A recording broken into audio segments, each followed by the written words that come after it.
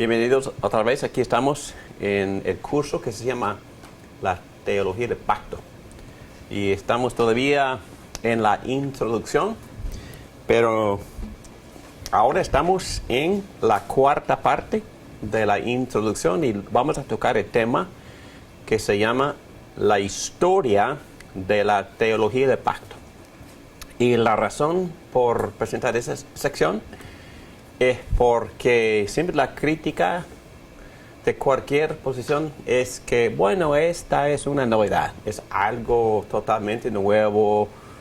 Los padres originales de la iglesia primitiva no pensaban en estos términos y quizás estos conceptos son cosas inventadas recientemente para apoyar ciertas posiciones de algunos teólogos. Bueno, mi punto principal en presentar esta información en breve, como resumen, es para que vean que la iglesia siempre ha pensado desde el primer día y hasta a través de los siglos en estos términos de pacto de la gracia. Y siempre la iglesia ha interpretado la Biblia en términos de pacto. Y otra vez me repito, pero es muy importante entender que la Biblia misma enseña un sistema de un suceso de pactos con todo consumado en Cristo.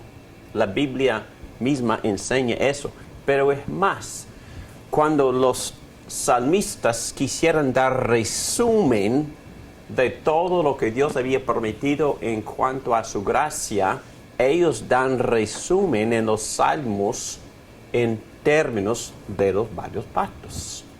Y Esteban también en su sermón daba historia, el apóstol Pablo, Jesucristo mismo, los ángeles, cuando presentaron las buenas noticias del nacimiento de Jesucristo en el Nuevo Testamento, también presentaron su información, sus mensajes en términos del pacto, avisándoles a los oyentes que todo esto es para cumplir lo que Dios había prometido en el pacto anterior. Entonces Dios está cumpliendo con su promesa. Entonces, esta clase es para que nosotros veamos que la iglesia siempre ha pensado en términos de pacto. Vamos a orar. Ayúdanos, por favor, a entender este material y a apreciar el significado de estas posiciones históricas. Te pido que me ayudes a mí a enseñar con claridad y lleno de tu espíritu para poder enseñar con convicción y con amor y también correctamente bien basado en lo que tu palabra enseña. Y todo para tu honra y gloria. Te lo pedimos esto. Amén. Muy bien, aquí estamos en la página 22 de las guías, número romano 7, historia de la teología del pacto. A menudo se dice que la idea de la teología del pacto es una idea moderna, inventada por los puritanos en el siglo XVII, o es parte de una segunda reforma en el siglo XVII. En contraste, los teólogos Martin, Packer, Erdos dicen que la teología del pacto es la teología reformada. Y uno de nuestros grandes amigos que también está publicando este material se llama Richard Pratt. Se puede ir al internet y él tiene ahí varios artículos acerca de este mismo punto, acerca de cómo si uno quiere decir que uno es reformado, tiene que decir que uno también es de pacto. Entonces, según él, si uno es calvinista o que cree en los 5 puntos de Calvino y no cree en el pacto, no es reformado. Es la opinión de él. Y vamos a ver que siempre los reformadores, es decir, los teólogos del siglo XVI, XVII, XVIII, ellos siempre presentaban sus ideas calvinistas, o decir, acerca de la soberanía de Dios en términos del pacto. Muy bien. la verdad es que los reformadores del siglo XVII ya habían establecido la idea de la teología del pacto. Pero más importante es la observación que los reformadores del siglo XVI, un siglo antes, en sus escritos hacían referencias a las enseñanzas de los padres de la Iglesia de los primeros 4 siglos.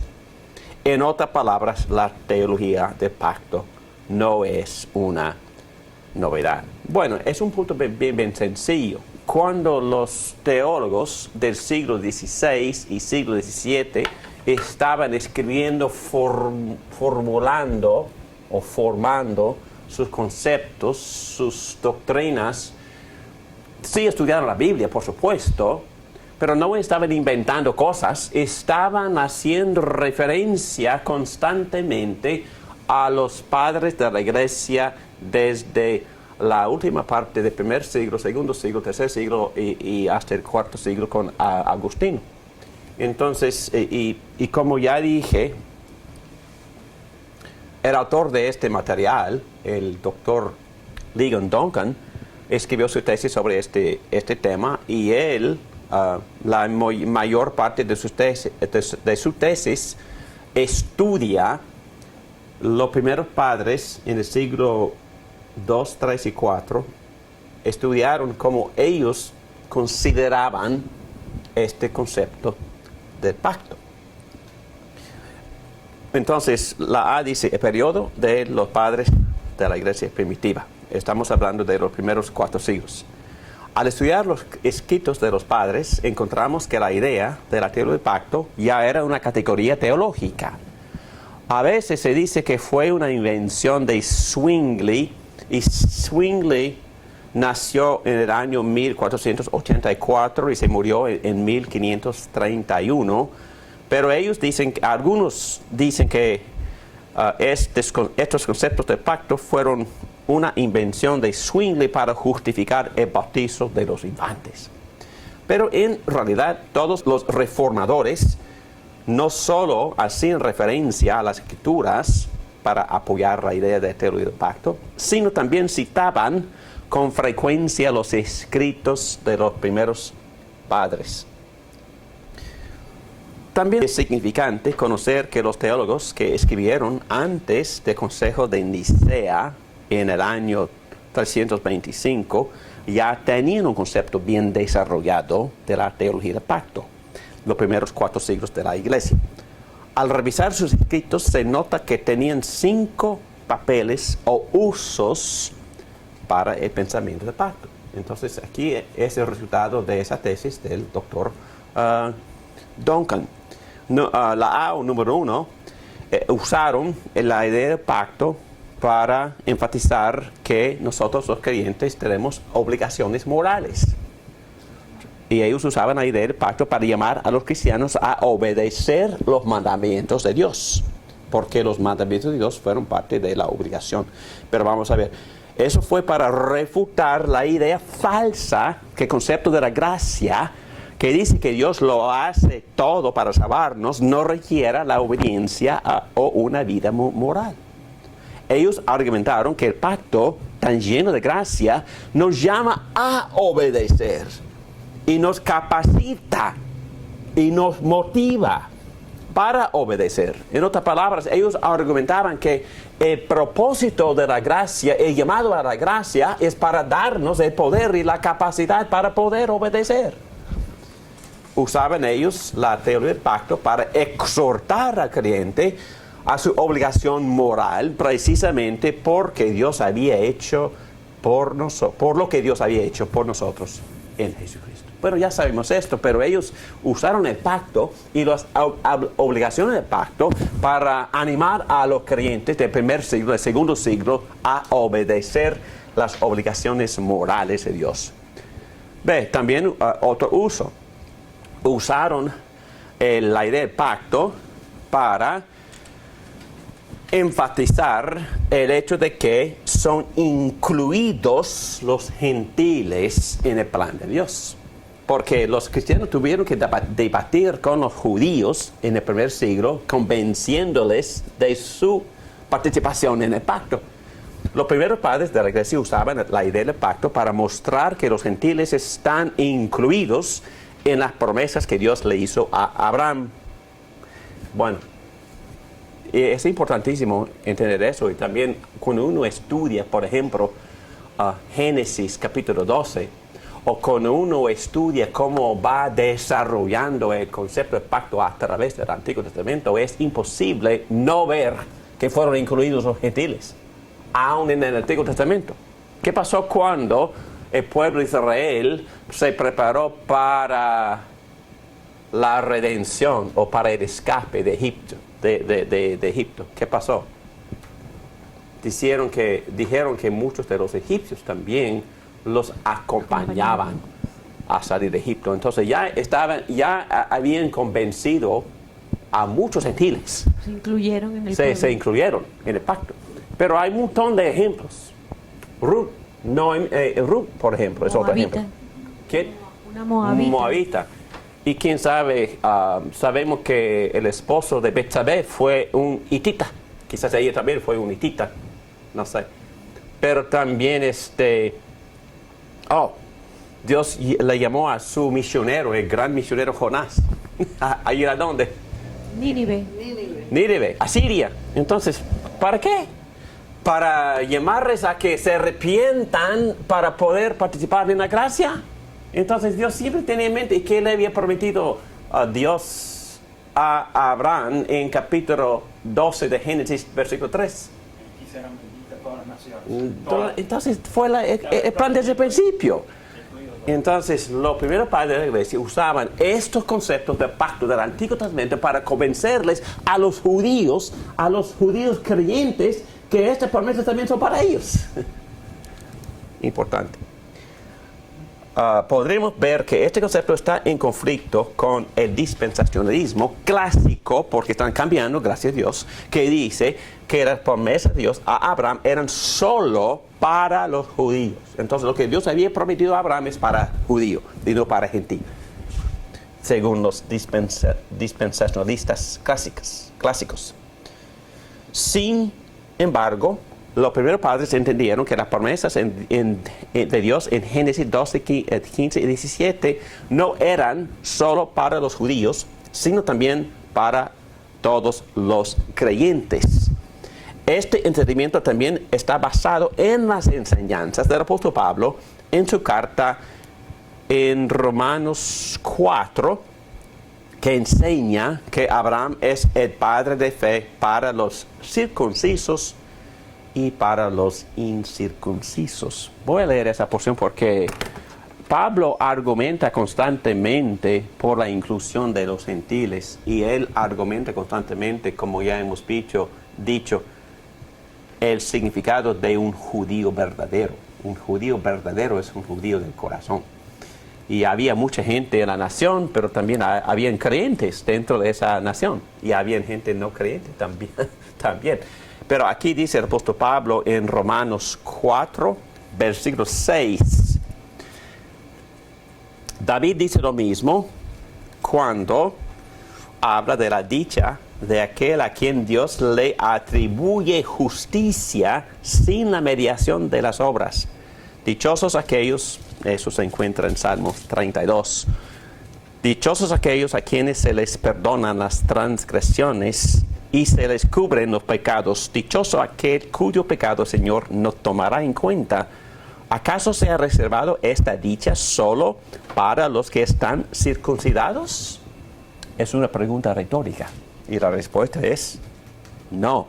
¿Acaso no es también para los gentiles o para los no circuncidados, literalmente hablando, los incircuncisos? Hemos dicho que a Abraham se le tomó en cuenta la fe como justicia. Génesis 15, versículo 6. ¿Bajo qué circunstancias sucedió esto? ¿Abraham fue justificado antes o después de ser circuncidado?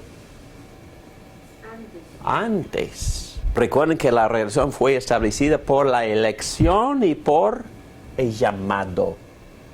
Y después estructuraron por la circuncisión, estructuraron con la señal, la relación. ¿Esto fue antes o después? Antes, no después. Es más, cuando todavía no estaba circuncidado, recibió la señal de la circuncisión como sello de la justicia que se le había tomado en cuenta por fe antes de ser circuncidado. En otras palabras, antes de llegar a ser judío. Porque el judío no es una raza, es una política. Es decir, pero para poder entrar verídicamente hay que creer en Jehová y sus promesas. Entonces, es decir, ser circuncidado espiritualmente. Por tanto, Abraham es padre de todos los que creen. Abraham es mi padre, en otras palabras.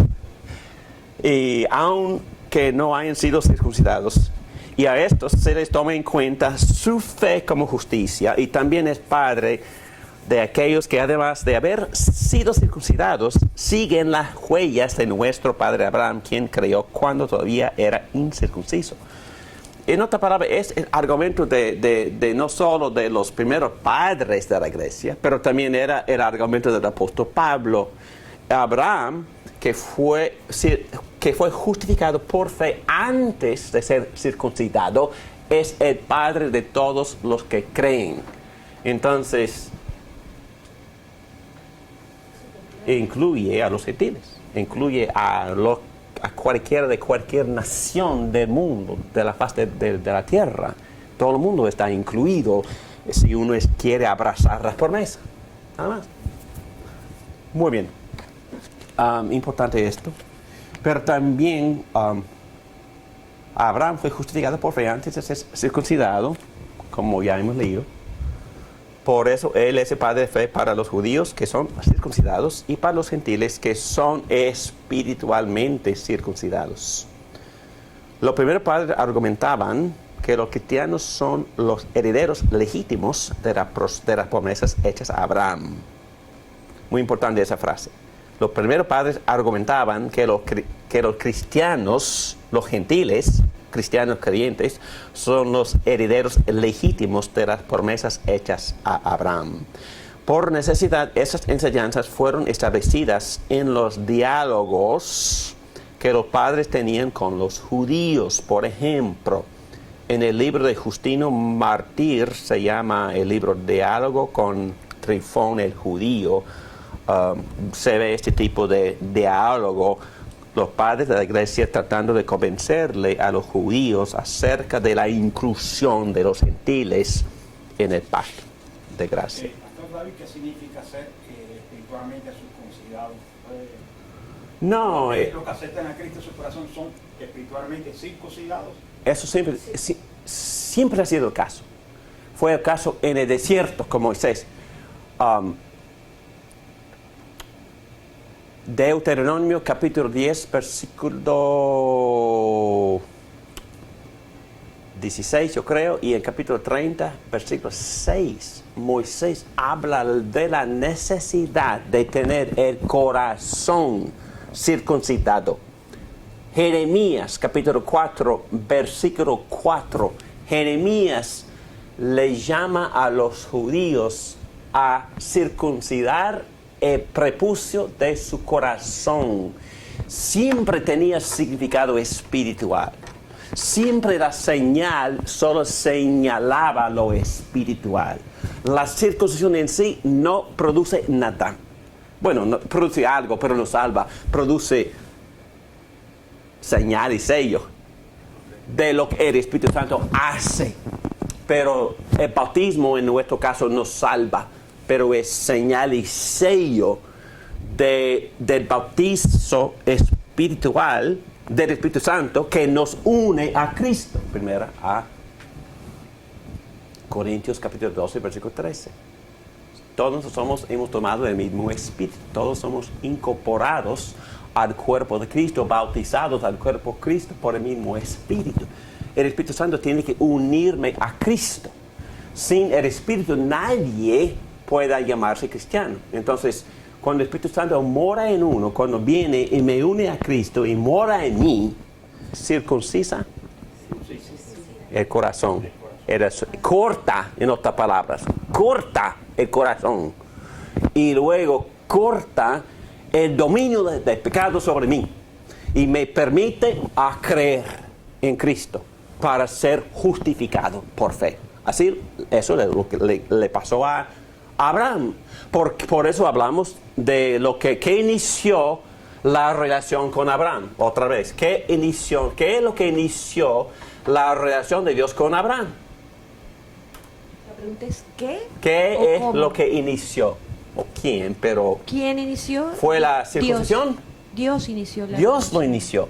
Y ya hemos visto que bíblicamente, teológicamente, la elección y el llamado. ¿Quién llamó a quién en este caso? ¿Dónde estaba Abraham cuando Dios lo llamó? Adorando Adorando al sol, a la luna. al sol y la luna. Adorando la luna. Vivió en Ur, que es el mismo lugar, ¿verdad? Donde era gente de la astrología, entonces adoraban los cuerpos celestiales. Su padre Terah, era un adorador de la luna. Entonces él también, pero Dios decidió solo por su misericordia llamar a alguien, que en ese caso se llamaba Abraham. Abraham, yo te llamo porque yo tengo planes para tu vida que incluía la simiente, una descendencia tuya que implicaría bendición para todas las naciones del mundo. Entonces, estamos hablando del plan de quién, estamos hablando del llamado de quién, estamos hablando de la iniciativa de quién, estamos hablando de un Dios soberano que llama y salva. Y cuando Dios llamó a Abraham, Dios creyó. ¿Qué es lo que creyó? Creyó que Dios iba a darle un descendiente, creyó que Dios le iba a darle una tierra, creyó que Dios lo iba a bendecir y a través de él bendecir una inmensa multitud de naciones. Pero poco a poco él andaba y pasaron 15 años y Abraham y su esposa envejeciendo. Nada. Entonces, y empezaron a dudar y Abraham le dijo a Dios, bueno, no tengo descendiente, entonces, ¿por qué me vas a bendecir? Entonces, esto es inútil, ¿qué hacemos acá? Y Dios reinició o reestableció la misma promesa con juramento esta vez. Y insistió en que él tuviera o recibiera la señal de su promesa, la circuncisión. Y entonces, mi punto es este. Fue salvado, en otras palabras bíblicas, fue justificado, Génesis 15, versículo 6, por creer en lo que Dios le había prometido.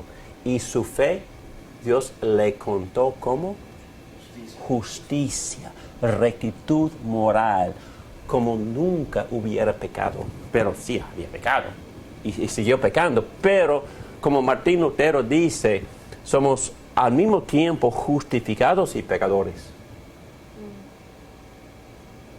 Y es así, porque la justificación no me quita, no me hace perfecto instantáneamente, pero poco a poco crecemos hacia la perfección y un día cuando vemos a Cristo somos así como Él, puros, así como es puro Él. Y por eso debemos estar purificándonos ahora mismo, anticipando ese gran día cuando Cristo se aparece.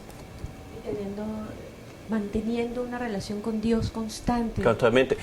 Gracias por decirlo, porque así usaron los primeros padres el concepto de pacto con todas sus obligaciones. Las obligaciones no nos salvan, pero las obligaciones son la evidencia, el fruto de que yo haya recibido la gracia, que yo haya entendido la gracia, que había recibido la gracia, que la gracia salvadora por medio del Espíritu Santo me ha tocado profundamente en mi corazón, circuncidando mi corazón, cortando mi corazón, para que yo pueda entregar mi corazón, mi vida a mi Dios. Entonces no soy salvo por cumplir con estas obligaciones, pero por gracia empiezo a cumplir con estas obligaciones porque había recibido ya la justificación y el Espíritu Santo y la salvación.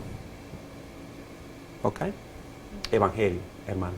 Estamos predicando ahora el Evangelio. ¿Basado en qué? El pacto de gracia. El pacto de gracia. Y recuerda que desde el primer día nosotros dijimos que estamos enseñando este concepto para que podamos predicar el Evangelio. El Evangelio de pura gracia, el Evangelio de puro llamado de Dios, el Evangelio que yo solo creo y el Espíritu Santo me toca, me circuncida, me corta, me santifica, me separa para empezar a obedecer cumpliendo con las obligaciones del pacto. Punto 1. Esto es lo que los primeros padres enseñaron desde el primer día. Usaron el pacto con todas esas obligaciones, no porque esas obligaciones me salven, sino porque si en verdad soy una persona justificada y salva, empiezo a cumplir con estas obligaciones y las tomo en serio. Es más, las estudio todos los días, pidiéndole, rogándole a mi Dios que Dios me conforme a estas obligaciones que se encuentran en los 10 mandamientos y en las exposiciones de los 10 mandamientos en Éxodo, en Levítico, en Números, en Deuteronomio y en los profetas menores y los profetas mayores y en las enseñanzas de Jesucristo, el Sermón del Monte y en las aplicaciones de esta gracia en las cartas de los apóstoles del Nuevo Testamento. Todo esto es ley, todo esto es obligación que yo debo cumplir como un recipiente de la gracia. Y por eso estudiamos todas estas obligaciones, otra vez, no para que me salven, sino porque soy salvo, justificado, aceptado, favorecido, lleno de gracia, y la evidencia y la motivación es que yo deseo obedecer estas obligaciones. Muy bien.